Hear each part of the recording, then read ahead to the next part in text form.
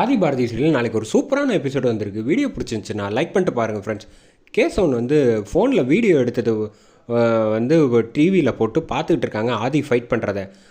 என்னடா இது, இவன் வந்து வழக்கமாக வந்து இப்படிலாம் ஃபைட் பண்ணவே மாட்டானே, இவன் கராத்தே கிளாஸு எந்த கிளாஸுக்குமே போனதில்லை, ஆனால் எப்படி இவ்வளோ அருமையாக செம்ம மாசாக சண்டை போட்டுக்கிட்டு இருக்கான், அதுவும் வேஷ்டி சட்டையிலன்னு எனக்கு இப்போ வரைக்கும் ஒன்றுமே புரிய மாட்டேங்குது.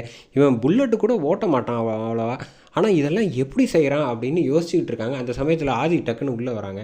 ஆமாம், என்னடா பார்த்துக்கிட்டு இருக்க காலையிலேருந்து ரூமில் உட்காந்து அப்படின்னோன்னே, அதை நீயே கொஞ்சம் பாரு அப்படின்னு சொன்னோன்னே, ஆமாம் நான் சண்டை போட்டுக்கிட்டு இருக்கேன், நல்லா பாரு நீ தான் சண்டை போடுறியான்னு எனக்கு ரொம்ப சந்தேகமாக இருக்குது அப்படின்னு கேசவன் சொல்கிறாங்க. நீ வழக்கமாக வந்து இவ்வளோ மாசாக ஃபைட்டெல்லாம் போடவே வாய்ப்பு இல்லைடா. அது மட்டும் இல்லை, நீ எப்போ வேஷ்டி கட்டினாலும் வந்து நீ பெல்ட்டு போட்டுக்கிட்டு தான் கட்டுவேன். இப்போ என்னடானா பெல்ட்டு போடாமல் வந்து அசால்ட்டாக அங்கே பாரு, திரும்பி பாரு, செம மாசாக ஷர்ட்டை தூக்கி விட்டு எனக்கு என்னமோ டோட்டலாக வேற ஆள் மாதிரியே இருக்குது, நீயே வேணால் திரும்பி பாரு அப்படின்னு சொன்னால் ஆதி வந்து புரிஞ்சுக்கிறாப்புல. ஆனால் பட் இருந்தாலும் கேசவன்ட்ட எதுவும் சொல்லிடக்கூடாதுங்கிறதுக்கு, டே அதெல்லாம் தன்னால் அப்படியே தானாக வர்றது தான் அப்படின்னு சொல்லி சமாளிக்க பார்க்குறாங்க. அந்த சமயத்தில் வந்து கேசவன் சொல்கிறாங்க, இங்கே பர்றா, நீ ஏற்கனவே அவங்க பாரதியோட மாமனாருக்கு வந்து அல்வா வாங்கிட்டு போகணுன்னு அவ்வளோ அடம் பிடிச்ச, அப்புறம் வந்து இப்போயும் என்னடான்னா டோட்டலாக வேற ஆள் மாதிரி ஃபைட் போட்டுக்கிட்டு இருக்க, இதெல்லாம் நீ எப்படி பண்ண அப்படின்னோன்னா, கராத்தேலாம் கிளாஸ் போனேன்ல அதனால் கற்றுக்கிட்டு இருந்திருப்பேன் அப்படின்னு சொன்னோன்னே, யார் நீ கராத்தே கிளாஸ் போனேன் என்கிட்டயே கதை விட்ற பற்றியா, நீ என்னைக்கிடா கராத்தே கிளாஸுன்னு சொன்னாலே அந்த பக்கம் ஓடிடுவேன், எனக்கு என்னமோ சரியில்லை, எதுக்கும் பார்த்து உஷாராக இருந்துக்க அப்படின்னு சொல்லிட்டு கேசவன் அங்கேருந்து போயிடுறாங்க. போனதுக்கப்புறமேட்டுக்கு ஆதியுமே வந்து அந்த வீடியோவை போட்டு பார்த்துட்டு, ஆமாம் நான் எப்படி இந்த மாதிரி பெல்ட்டு போடாமல் வந்து வேஷ்டி கட்டினதே இல்லை, அது மட்டும் இல்லை எனக்கு புல்லட்டே ஓட்ட தெரியாது, நான் எப்படி புல்லட் ஓட்டிகிட்டு வந்தேன் அப்படின்னு யோசிக்கிறாப்புல. ஆமாம், அந்த சுமதிங்கிற அந்த பொண்ணை எப்படி அழைச்சிட்டு வந்தேன் அப்படின்னோடனே ஆதிக்கு ஒன்றுமே புரியலை.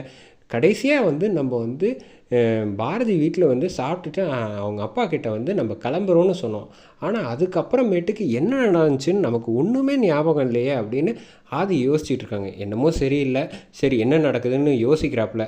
அப்போ ஆதிக்கு வந்து இனிமே தான் வாசு வந்து தனக்குள்ளே இருக்காருங்கிறத வந்து இனிமே தான் வந்து கண்டுபிடிச்சிக்கிட்டு இருக்காரு கொஞ்சம் கொஞ்சமாக. அடுத்த நாள் வந்து சந்தோஷமாக வந்து பாரதி வந்து சமைச்சிக்கிட்டு இருக்காங்க. அந்த சமயத்தில் வந்து, அம்மா எனக்கு தலையெல்லாம் வாரி விடுமா, ஸ்கூலுக்கு போகணும் டைம் ஆகிடுச்சு அப்படின்னு சொன்னோன்னே, இருடா நான் ரெடி ஆகிட்டு வரேன் அப்படின்னு சொல்லிட்டு சமைச்சதுக்கப்புறமேட்டு டிஃபன் பாக்ஸில் போட்டு தமிழை அழைச்சிட்டு இந்த பக்கம் பேகை மாட்டிக்கிட்டு கிளம்புறாங்க.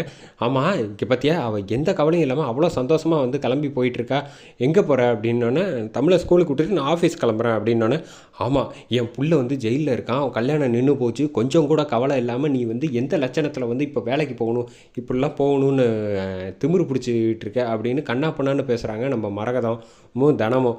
அந்த சமயத்தில் டக்குன்னு வந்துட்டாப்புல ரத்னம்.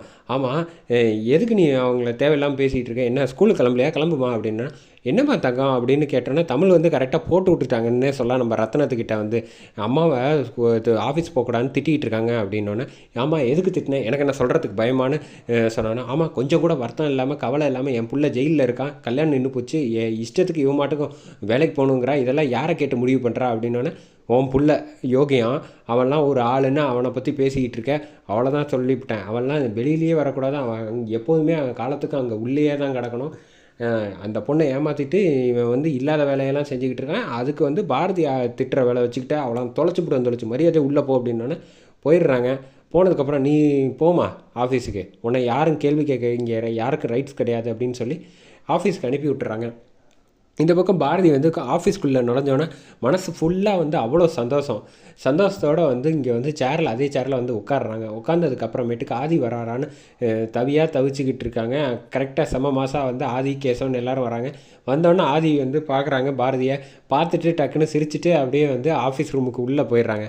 உள்ளே போயிட்டு சேரில் உட்காந்ததுக்கப்புறமேட்டுக்கு லதா வந்து வழக்கம் போல் எப்போதும் போல் லேட்டாக வந்துடுறாங்க.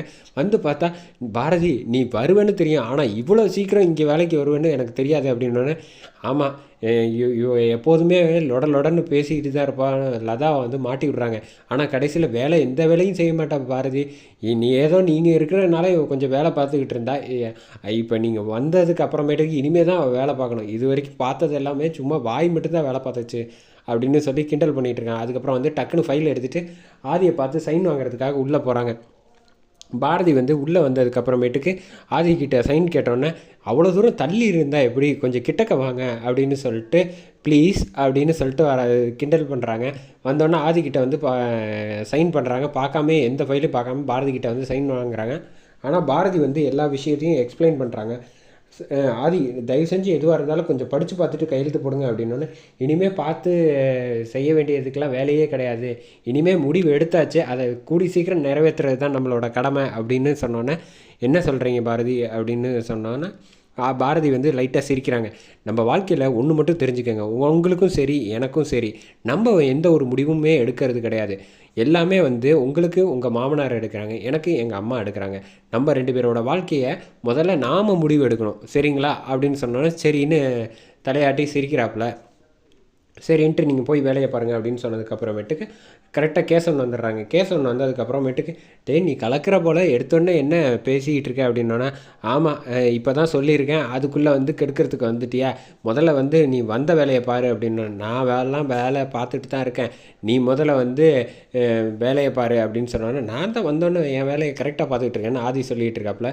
அப்புறம் வந்து லஞ்ச் டைம் வந்தோடனே சாப்பாடு டப்பாலாம் திறந்துட்டு இந்த பக்கம் வந்து லதாவும் இந்த பக்கம் கேசவன் எல்லோரும் வெயிட் பண்ணிகிட்ருக்காங்க. ஆதி அந்த வழியாக வந்து இந்த பக்கமாக வந்துகிட்ருக்காங்க. அதோடு வந்து எபிசோடை சூப்பராக முடிக்கிறாங்கன்னே சொல்லலாம்.